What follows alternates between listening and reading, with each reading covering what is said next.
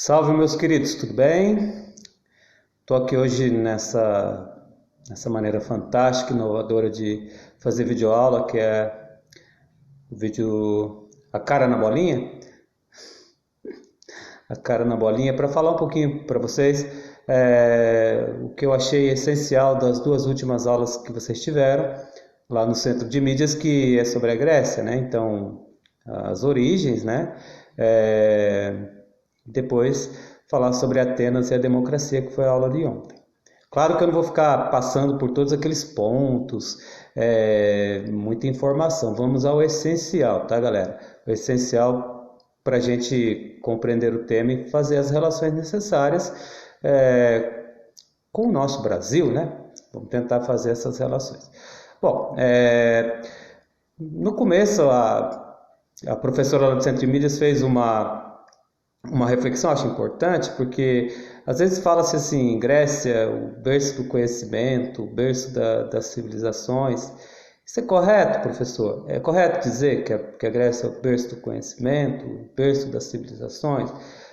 Gente, seria correto se somente a Grécia tivesse influenciado os outros povos, seja em cultura, economia e política. Isso não é verdade, né?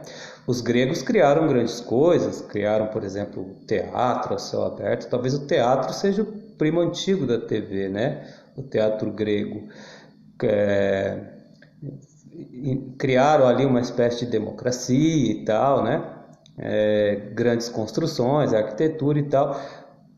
Claro, influenciaram vários povos, mas não foram os únicos. Então não é correto a gente dizer que a Grécia é o berço das civilizações, somente ela é o berço do conhecimento. Tem ali a filosofia grega, né, que vocês devem aprender nas aulas de filosofia, mas também tem filosofias orientais e tal. Então não dá para dizer, né? Quer ver um exemplo? Por exemplo, a gente come macarrão, mas o macarrão foi inventado na China, né? Portanto, a gente não, porque eu não, mas se usa pólvora, a pólvora foi inventada na China, o papel foi inventado na China, então, e se espalhou pelo mundo e faz parte do cotidiano e da cultura de outros povos. Portanto, não dá para dizer que somente os gregos influenciaram, né, a civilização que a gente chama do Ocidente, daqui de onde a gente faz parte. Mas, sem dúvida alguma, eles influenciam muito, né, até hoje, principalmente nessa questão democrática, que a gente vai falar um pouquinho depois. Então lá na primeira aula foi falado das origens, né? A origem da Grécia, gente, assim, como todos os outros povos da antiguidade, se você pegar, é a junção de alguns povos que chegaram em um determinado lugar, foram ali se estabelecendo e tal, e depois foram meio que se unificando. Então aí você tem no começo a junção dos aqueus, jônios, dórios, eólios e tal. Eles chegaram numa região ali na Europa que a gente chama de Península Balcânica, né? Que fica bem no sudeste da Europa ali, bem no sudeste da Europa. Não sei se vocês sabem o que é uma península, talvez tenham estudado geografia, mas só para vocês entenderem, península é quase uma ilha, né? Ela só não é uma ilha porque ela tem uma porção dela que você sai para outra porção de terra, entendeu? Então é quase uma ilha. A ilha a gente sabe que é cercada totalmente de água, né? E uma península não, porque ela tem uma saída, você pode sair andando para uma outra porção de terra, né? Para uma porção de terra maior. Então, península é isso, quase toda ela é cercada por água, mas tem uma saída para um espaço de terra maior. Entenderam? Então, a Península Balcânica, ali na região do que a gente chama hoje de Balcãs, né, que fica bem no sudeste da Europa. E ali esses povos se estabeleceram, os aqueus, jônios, eólios, dórios, e aí foram se unificando. Cada um numa região ali, né? E um período importante, e aos poucos, e aí que é um período que a gente chama muito importante, um período muito importante, lá a professora deve ter chamado de período clássico, que é quando surgem a fundação das polis, né? O que são polis, professor? Polis, gente, nada mais eram do que as cidades. As cidades eram chamadas de cidades-estados. Por que cidades-estados? Porque cada uma tinha o seu próprio sistema de governo, cada uma tinha o seu próprio jeito de viver. A Grécia Antiga, diferente do Egito, por exemplo, que era um império, que tinha um imperador que tomava conta de tudo, a Grécia Antiga ela era dividida em cidades-estados, ou seja, em polis, cada uma com sua cultura, com seu sistema de governo. Entenderam a diferença da Grécia e do Egito, por exemplo? A Grécia não era um império, ela era uma civilização dividida em cidades-estados, em polis, né? Chamado polis. Polis significa cidades-estados. E cada uma tinha a sua própria cultura, o seu próprio jeito de viver, o sistema de governo. Ah, mas aí alguém pode perguntar, mas professor, então por que fala a Grécia antiga, os gregos antigos? Porque tem uma única coisa que os tornavam de fato gregos, é que eles falavam a mesma língua. Tudo bem? E aí é até interessante, a gente estava falando de berço do conhecimento, né? Polis, vamos pegar a palavra polis, para vocês verem como que influenciou a nossa cultura, por exemplo, nosso cotidiano, a nossa vida. Você pode citar se eu estivesse na sala de aula, eu ia perguntar, fale uma cidade que começa com polis ou termina com polis aqui no Brasil. Aí você pode pegar Florianópolis, Martinópolis, não é? Petrópolis, Higienópolis. Acho que Higienópolis é até uma cidade satélite, um bairro de São Paulo, não é? Mas você tem, então, várias cidades aqui no Brasil que terminam com polis, né? Então, essa é uma influência dos gregos também. Tudo bem? Sacaram? E essas polis, gente, haviam várias. Tebas, Micenas, Corinto, né? Que é até citado na Bíblia. Mas as duas mais importantes polis gregas, então, trabalhando sempre agora com o conceito de polis, vocês já sabem, né? Cidades, estados, cidades que se autossustentam, o seu próprio sistema de governo, sua própria cultura. As duas principais eram Atenas e Esparta. Sem dúvida alguma, as duas principais eram Atenas e Esparta.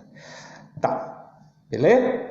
Então, isso foi a primeira aula e tal. E aí, na aula de ontem, falou de Atenas e a democracia. Foi uma aula com bastante informação também. Não vou ficar retomando tudo que foi falado lá. Anotei algumas coisas aqui para vocês. Então, na fundação de Atenas, ela nem sempre foi democrática, né? E essa democracia de Atenas também, a gente vai ver que era uma democracia muito falha, né? Mas ela nem sempre foi democrática. Na sua fundação, primeiro, ela ali tem um sistema de monarquia, né? Você tem reis governando. Depois passa por um sistema de oligarquia. O que é oligarquia? Normalmente são grandes proprietários de terra, né? A gente chama governo de poucos, né? São aqueles ricaços fazendeiros de terra que mantêm o poder. Então, no princípio, você tem isso, né? Portanto, Atenas, no começo, é uma sociedade bastante desigual, né? Então, você tem, por exemplo, lá os eupátridas, que são os bem-nascidos, que são os ricos, e até os escravos, né?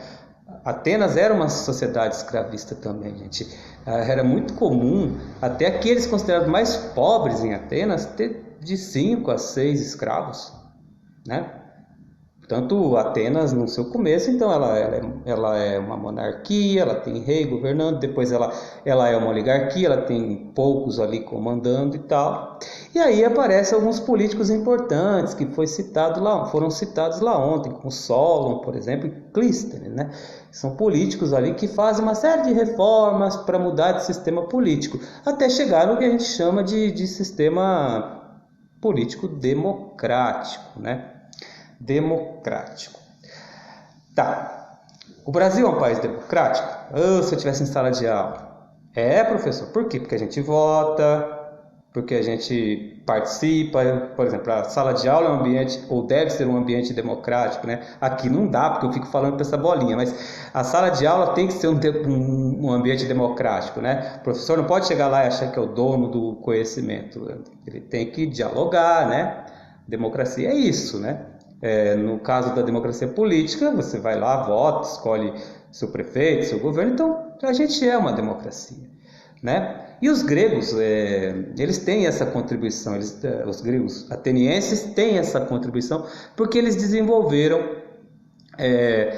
uma espécie de democracia lá. Por que eu falo uma espécie de democracia? Porque ela é bem diferente da nossa, né, atual. Mas vamos aí comparar algumas coisas. Primeiro, que a deles era uma democracia direta, ou seja, quem participava das assembleias, a gente já fala quem podia participar, ia lá na assembleia e votava. Por exemplo, a Grécia vai para Atenas vai para a guerra, vai, vota. Então é direto, você está ali participando direto do processo, ó. Tá ali, ó. Eram chamadas as pessoas ali na assembleia para decidir os rumos de Atenas. A nossa democracia ela é indireta, né? A gente não está lá falando, vai você de presidente, a gente vota, né? Está longe, é indireta, mas tem quase o mesmo significado. Tudo bem? E a democracia ateniense, ela acaba, a gente fala, às vezes fala com a boca cheia, mas era uma democracia muito excludente, né? Por quê? Primeiro, para participar das assembleias, das decisões, para opinar, primeiro você tinha que ser homem, livre, né?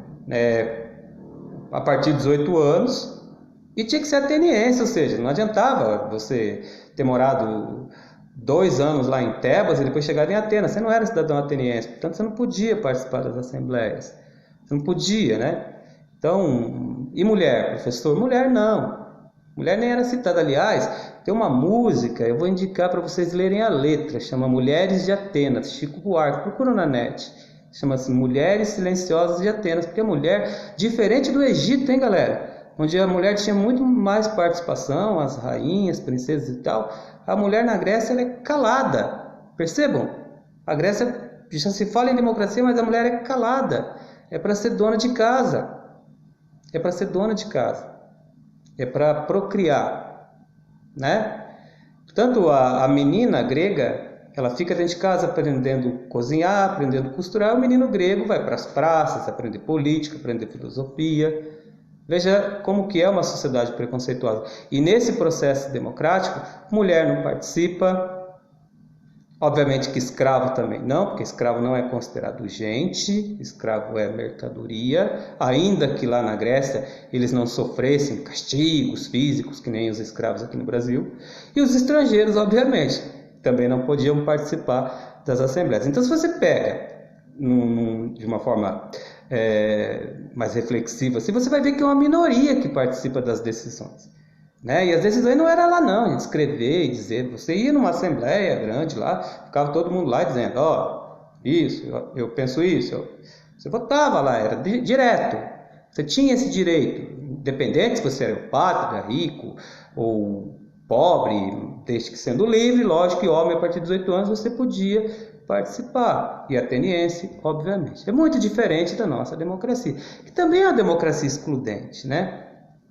É excludente no sentido em que a gente não pode considerar a democracia só ir lá e votar, né, gente?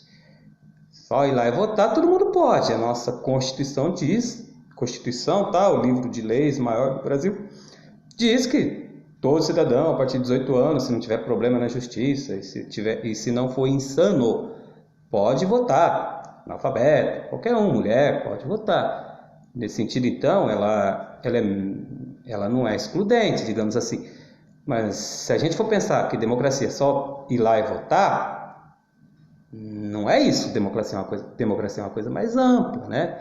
É o direito, por exemplo, que a gente deveria ter de participar e ter a obtenção de algumas coisas que governos, países nos oferecessem e que de repente não nos oferecem.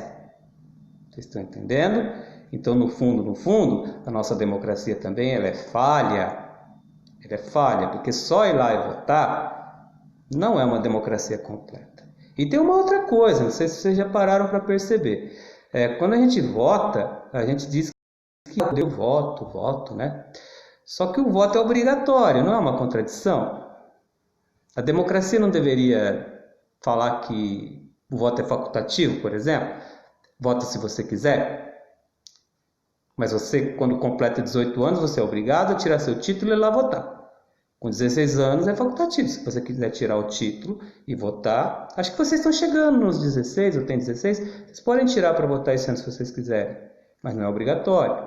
Mas com 18 é. Ora, professor, mas não é democracia? Democracia não implica participação, liberdade? Sim. Mas por que a gente é obrigado a votar a partir de 18, senão a gente tem que pagar uma multa lá e depois, senão arruma até complicação na justiça? Já pararam para pensar? Há muito tempo eu vi uma entrevista de um senador chamado Pedro Simon. Ele era um cara interessante, ele disse assim, a nossa democracia é muito jovem, a gente precisa amadurecer. E aí, quem sabe um dia o voto não seja obrigatório mais, e aí todo mundo vai lá e vota e tudo. Porque se o voto não fosse obrigatório, eu garanto que muito poucas pessoas iam votar. Eu trabalho nas eleições. Tem muita gente que não está indo votar. Depois paga a multinha lá, justifica o voto, porque tem que fazer isso, senão tem complicações. Portanto, comparando as duas democracias, a ateniense brasileira de hoje, a diferença hoje a mulher tem, lógico, tem muito mais participação na vida política, social, econômica e tal, do que a mulher lá. O estrangeiro também, que tem cidadania brasileira, não tem problema algum, ele pode votar sem problema algum aqui no Brasil e participar das coisas, da economia, sem problema algum. E escravos, obviamente, a gente não tem mais escravidão oficial, né? A gente tem ainda aquele tipo de escravidão que a gente falou lá, né? A escravidão não oficial ainda ela existe, não só no Brasil, mas no mundo inteiro. Tá bom, meus queridos? Espero ter esclarecido ou então gerado mais dúvidas, que é importante, porque assim vocês perguntam. Beijocas do prof. Saudades, hein?